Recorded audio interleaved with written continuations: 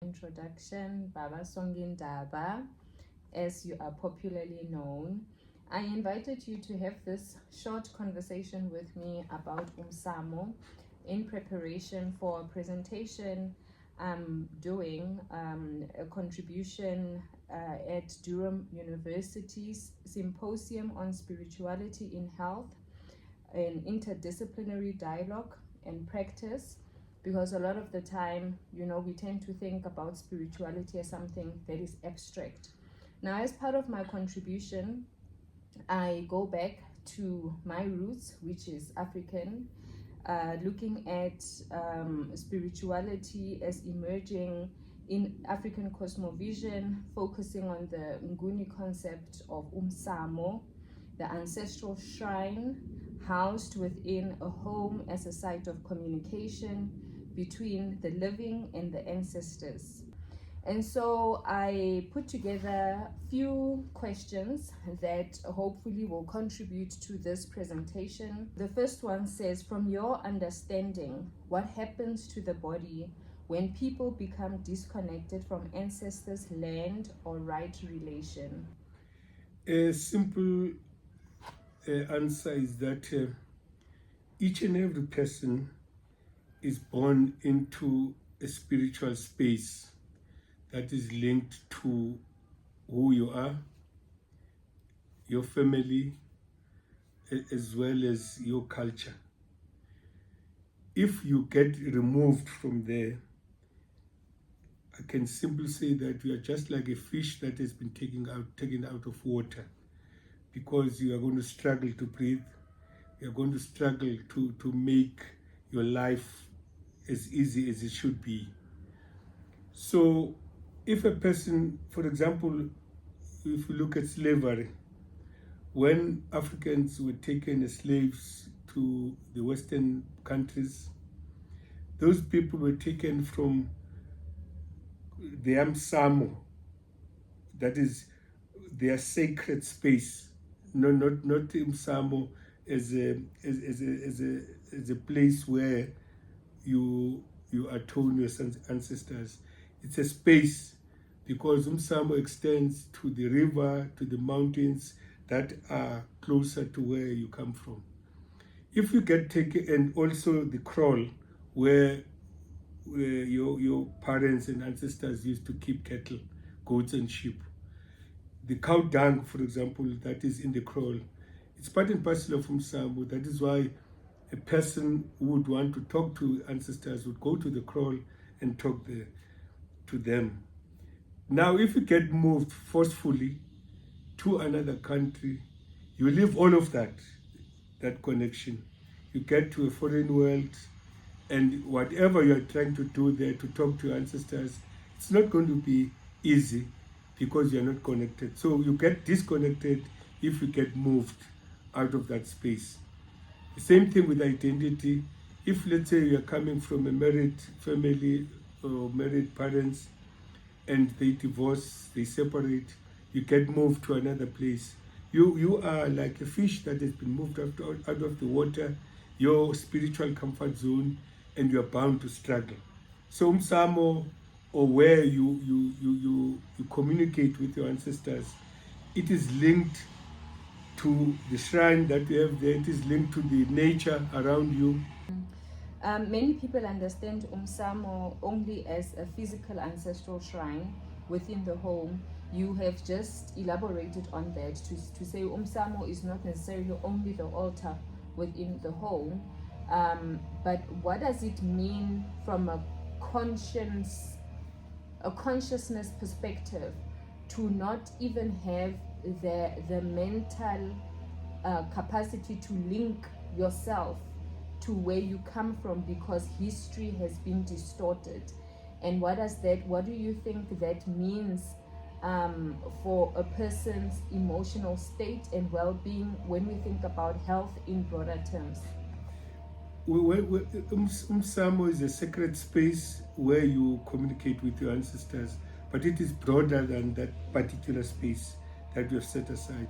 As I've indicated, sometimes you would have to go to the mountain, go to the river, go to the open space or maybe the forest where you're going to talk to them. But as soon as you get moved out of that environment, you get disconnected and you get moved elsewhere. Sometimes you would need to go to the graves, to talk to the graves. Now, if you get moved to a distant area without any connection with all of those, it's going to be very, very difficult for you, and it will affect you spiritually. In terms of bodily ailment, in South Africa, for example, and I'm sure you deal with this a lot, people are increasingly struggling with chronic illness. A few days ago, we spoke about how chronic illness could be a manifestation of something spiritual. Now, when we think about the body as Umsamo, and the fact that in African cosmology, illness can, spiritual disconnection can manifest as physical and mental illness. What can you say around that? In as far as the people that we deal with in Johannesburg, who are coming from distant areas, sometimes from foreign countries, neighboring countries like Mozambique, Zimbabwe, Lesotho, and so forth. If a person is disconnected, they no longer go back home, and they are no longer working, let's say, in the mines, but they have settled here. You find that a lot of problems occur, and they sort of show themselves as physical ailments, only to find that it is that connection that is causing all of those problems. So Umsamo can cause a lot of physical problems as it is, but as soon as the person goes back to where they come from and conduct certain rituals, all of that is healed. What can you say about lineage, maternal, paternal, and how that relates to trauma and the body itself or the individual? Each person is born of the maternal and the paternal. So at all times, when you communicate with your ancestors, you have to communicate, with both. But if conditions are such that you don't have any connection with either of the two, it will show.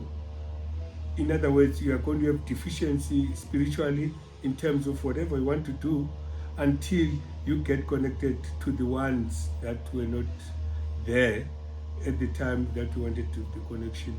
So both ancestors, paternal, maternal, are very, very important. But when you stay with your mother, father, all of those are there. But if they are not together, you just have to make sure that you create a situation where both spirits are brought together and harmonized, so that at the end of the day, there is no problem that relates to connection and communication. What would you say are some of the mental conditions that emerge as a result of Umsamo that has not been attended to? Definitely, you will find that if a person is not connected to Umsamo as well as his or her ancestors, there will always be a problem. Although a person, the whole person, has got the maternal blood, has got the paternal blood and bones and all of that. But there are rituals that need to be undertaken or conducted to bring this together. If those are not conducted, you will find that there's always a deficiency in terms of one's health.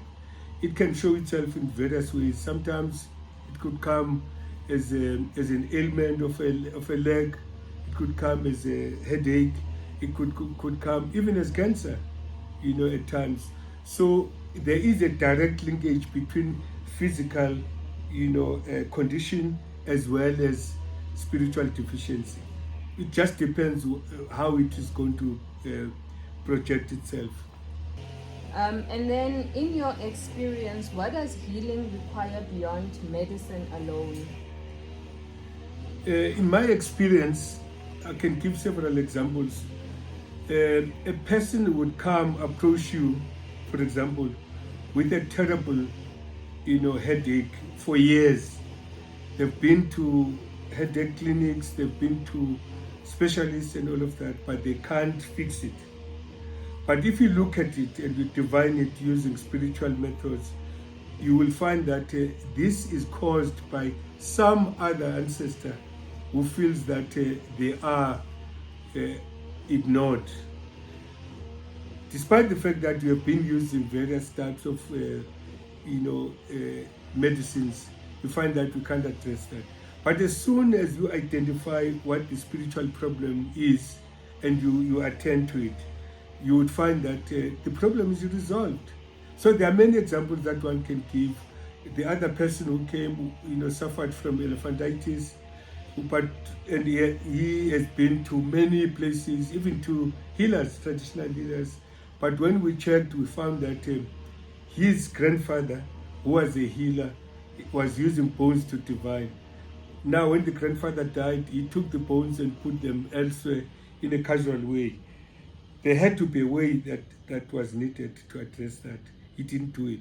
So we informed him that if you do 1, 2, 3 in terms of these bones, you'll be healed. And he got healed after years of suffering.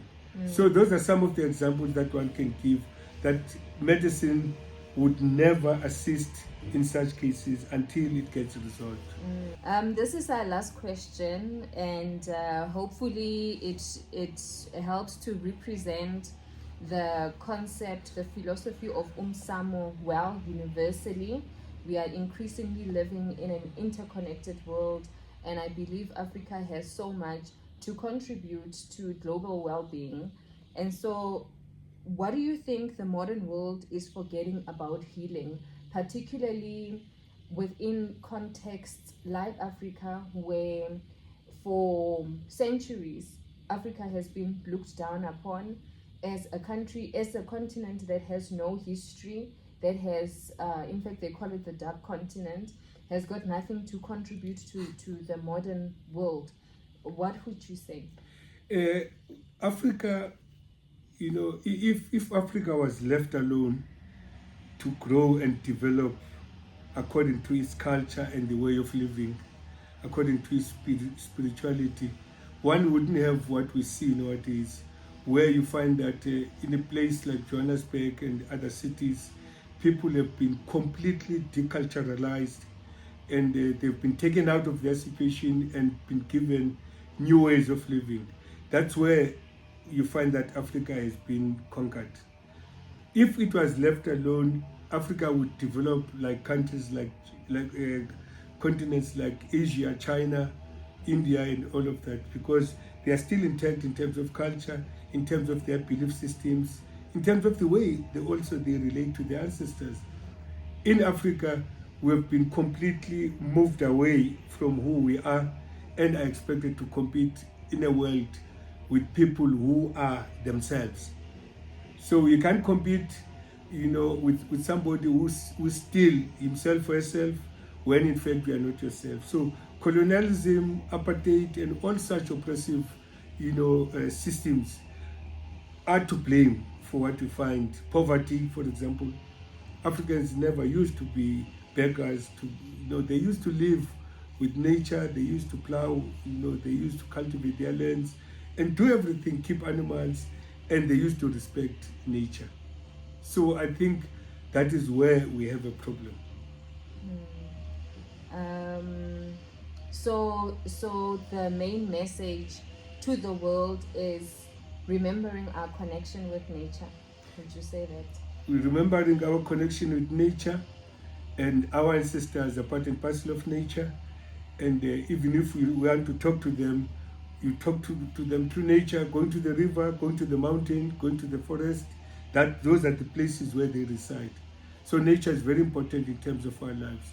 But if you get taken out of your rural area into an urban area where everything has been destroyed, what are you expected to do to be able to sustain yourself?